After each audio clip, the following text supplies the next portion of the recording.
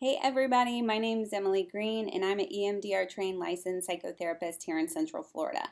I want to give you a really quick, simple, kind of silly tool that you can use when you notice that you're in a state where you're feeling really lit up. So like you've learned your window of tolerance, you could use this tool to help go from a dysregulated state, meaning you're outside your window of tolerance, to a more regulated state, getting you back inside your window of tolerance. So this can work if you're in a hyperarousal state where you're maybe really panicky or really raging, or it can also work if you're in a hypoarousal state where you're at the bottom quadrant outside of that window of tolerance. And that maybe you're feeling really kind of numbed out, spaced out, or you might just feeling really kind of helpless or in despair.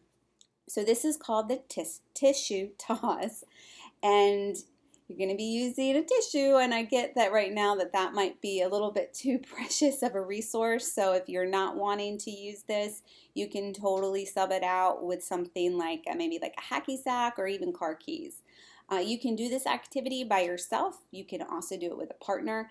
It's one that I find is really helpful with the clients that I work with. Again, this is helpful when someone's, going through something and they're really flooded or they're just consumed by something and there's not a lot of inner wiggle room. So there's not some space. It's just completely this overwhelming state. So this is that activity that you can use to help go from a triggered or dysregulated state back to a calm or regulated place. So you're feeling lit up.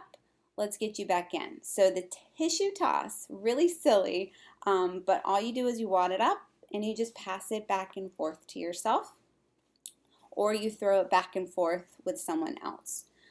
Why is something so silly so helpful?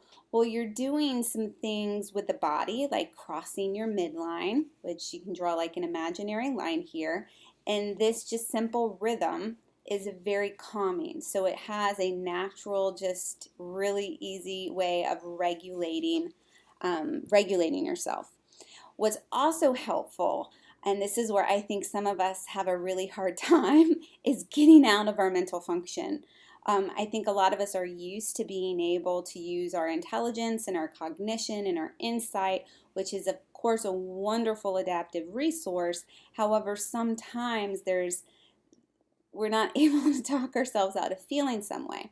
So instead of, trying to go in there and talk yourself out of feeling some way, you get to completely go somewhere else. You go straight to the body, you go straight to a physical activity, as easy and as silly as tossing a tissue. So once you feel, you're noticing, oh man, I'm getting really panicked, or I'm feeling just really deep despair and I'm shutting down, just pull a tissue out and try it.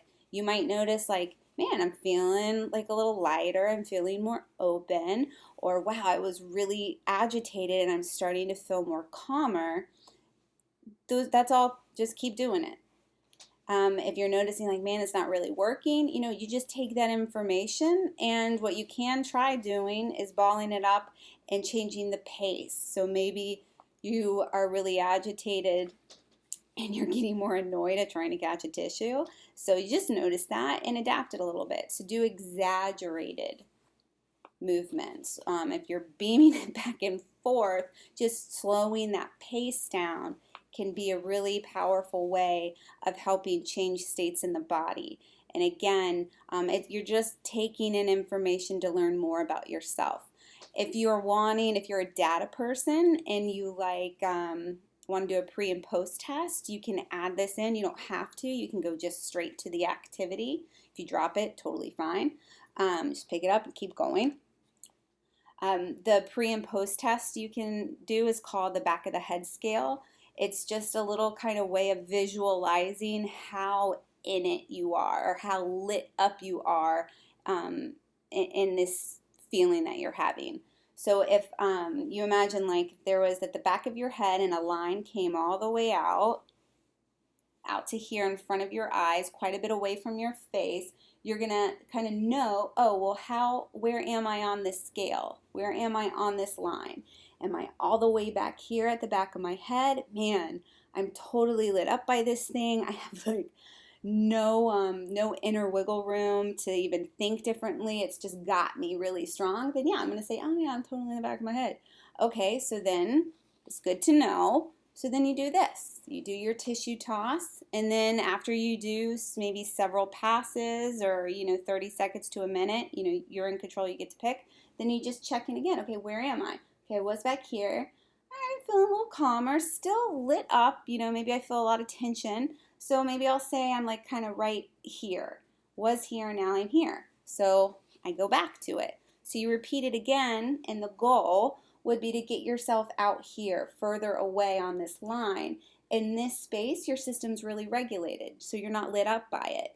You might notice it, of course, because you're allowed to, you're human, but it doesn't have you. It's not consuming you. So that again is just called the back of the head scale. It's just an imaginary kind of like visual representation of how intense the situation is for you.